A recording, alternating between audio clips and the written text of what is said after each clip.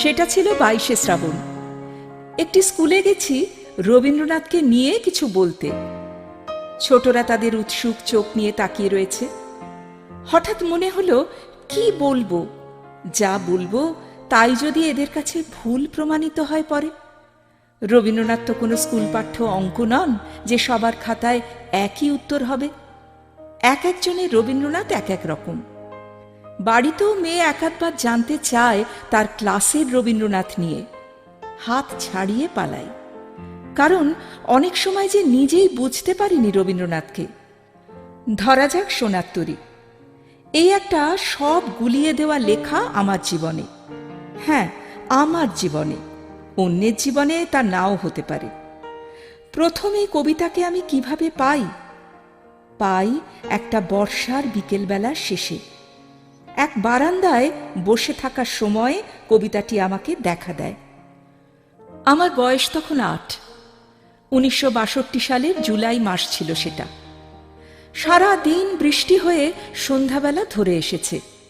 আকাশ slate রঙের কালো থেকে একটু উজ্জ্বল, সূর্য নেই। আমার মা কবিতাটি পড়ছিল সঞ্চয়িতা থেকে, উচ্চারণ করে করে। আমার মায়ের কিন্তু কবিতা টবিতা পড়ার ঝোঁক একেবারেই ছিল না। সারা দিন নানা কাজে ব্যস্ত থাকতে হতো তাকে। গল্পের বই পড়ত, কবিতা কখনো নয়। তবে সেদিন মা পড়ছিল কেন? পড়ছিল আমার বাবার কথা মনে করে। এপ্রিল মাসে বাবার মৃত্যু হয়েছে। বাবার ছিল ওই কবিতা বলা, গান গাওয়ার স্বভাব। এক একটা মানুষ থাকে না, সারাদিন বাড়িতেই থাকে, ফুল গাছ লাগায়, বই পড়ে, গান গায়, কবিতাও পড়ে, কিন্তু কিচ্ছু করে না। বাবাও সেই রকমই ছিল। প্রায় কালো হয়ে আসা আকাশের নিচে গাছপালা যখন সারাদিনের বৃষ্টিতে ভেজা, তখন সেই কবিতার শেষ লাইনগুলো শুনতে শুনতে আমার মনে হয়েছিল এই কবিতাটি আমার বাবার মৃত্যু নিয়েই লেখা। শ্রাবণ গগন ঘিরে, ঘন মেঘ ঘুরে ফিরে, শূন্য নদীর তীরে রহিনু পড়ি, যাহা ছিল নিয়ে গেল সোনার তরী। বুকের মধ্যে কি একটা চাপা কষ্টের গুরুভার। আমাদের ছোট এই সংসারের মধ্যে বাবা ছিল একটা আনন্দের উৎস।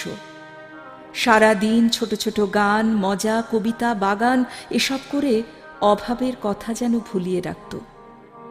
সেই লোকটা চলে গেছে, আর আসবে না। এটাই যেন ওই কবিতার সার কথা। স্নেহ হারানো, শোক পাবার কবিতা হয়েই ওই সোনার তরী রইল আমার কাছে। তারপর বয়স বাড়ল। আস্তে আস্তে বইপত্র উল্টাতে গিয়ে দেখি কি ভয়ানক সব তর্কাতর্কি হয়ে গেছে ওই কবিতা নিয়ে। বোকার মতো ওই সোনার তরীকে আমি শোকের কবিতা ভেবেছি কেন? না, কখনো আমি কাউকে বলি না আর ওই কবিতা নিয়ে একটি কথাও। কিন্তু আজও যদি চোখ বন্ধ করে মনে ভাবি ওই তরু ছায়া মশি মাখা কথাটি, তবে আমাদের সেই রানাঘাটের সিদ্ধেশ্বরী তলার সেই পুকুর পাড়ের বাড়ি আর তার গাছ আর চূর্ণী নদীর তীরই মনে পড়ে। আরও আছে, চূর্ণী নদী বললাম না, তার ধারে একটা বটগাছের নিচে বাবার সঙ্গে দাঁড়িয়ে আছি। বাবার মুখে একটা গান, অমল ধবল পালে লেগেছে মন্দ মধুর হাওয়া, দেখি নাই কভু দেখি নাই এমনও তরণী বাওয়া। তরণী কি? না, নৌকো। নৌকো তো অনেক যায় আমাদের নদী দিয়ে, যেমন যায় কচুরিপানারা। অমলও জানি, অমলদা সব পেয়েছির আসরে ড্রিল করায়, ড্রাম বাজায়। কিন্তু ধবল কাকে বলে? গানের পর বাবার উত্তর, ধবল হলো সাদা। ওই যে বালির নৌকাটাকে দেখ, ওর তো পাল আছে, সাদা পাল, ওই রকমই। দেখলাম বড় একটা নৌকো ধীরে ধীরে ভেসে চলেছে। একটা ছই রয়েছে, ওই রকম নৌকো কতই দাঁড়িয়ে থাকে চূর্ণীর তীরে। নৌকোর কানা পর্যন্ত জল। এই নৌকাটায় বড় একটা পাল লাগানো। মনের ভেতর থেকে গেল সেই নৌকো আর তার পাল তুলে যাওয়া। কিন্তু পাল মোটেই অত কিছু সাদা ছিল না, কেমন যেন ময়লা ময়লা, ত্রিপল রঙের চাদর একটা। তখন কত বড় আমি, বছর ৬-৭ বড় জোর। ৩০ পেরিয়ে আলাপ হলো একটি মেয়ের সঙ্গে। সে আসে, কথা বলে, চলে যায়। পরে দেখছি যখনই একা হয়ে যাই তখনই তারই কোনো না কোনো ছবি মনে পড়ছে। হয়তো তার এক টুকরো হাসি, কথা বলতে বলতে হঠাৎ থেমে যাওয়া, কপালের উপর ঝুঁকে পড়া চুল সরানো। এ কি হলো? আরো কতজনের সঙ্গেই তো কথা বলি, কারো ক্ষেত্রে তো এমন হয় না। সবচেয়ে বেশি মনে পড়ে তার তাকিয়ে থাকা। ভোরে ঘুম ভেঙে মনে পড়ে, দুপুরে ঝাঁঝা রোদে হাঁটতে হাঁটতেও মনে পড়ে। কেন পড়ে? আর কোনো চোখ কি আমি দেখিনি কখনো? বুঝলাম আমি প্রেমে পড়েছি। একদিন এক উঁচু বাড়ির সিঁড়ি দিয়ে নেমে আসছি। সামনে নেমে চলা তার উড়ন্ত আঁচল। কোথাও কারো বাড়ি থেকে গান বাজছে, দেখি নাই কভু দেখি নাই এমন তরুণী বাওয়া। থমকে আছি, পা চলছে না।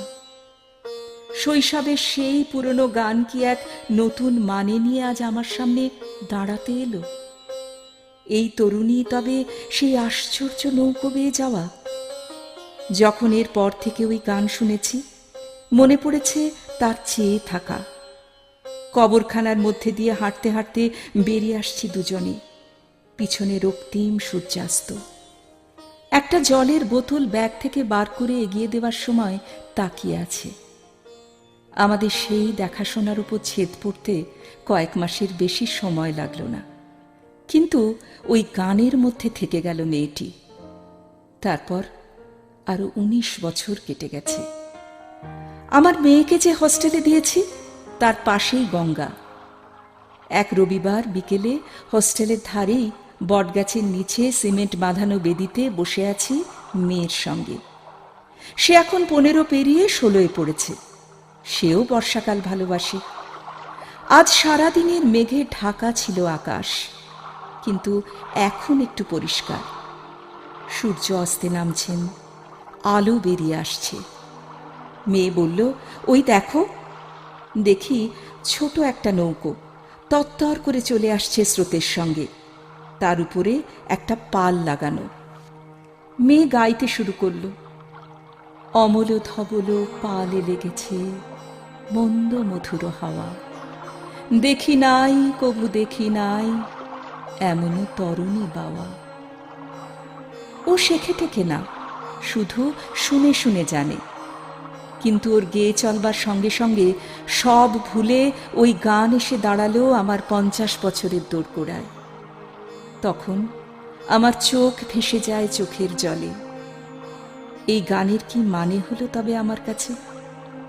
আমাকে এই প্রশ্নের মধ্যে রেখে সূর্য তার অস্তে চললেন। পিছনে ঝরিছে ঝরো ঝরো জল, গুরু গুরু দেয়া ডাকে, মুখে এসে পড়ে অরুণ কিরণ ছিন্ন মেঘেরও ফাঁকে। ওগো কান্ডারি, কে গো তুমি, কার হাসি কান্নার ধন, ভেবে মরে মোর মন।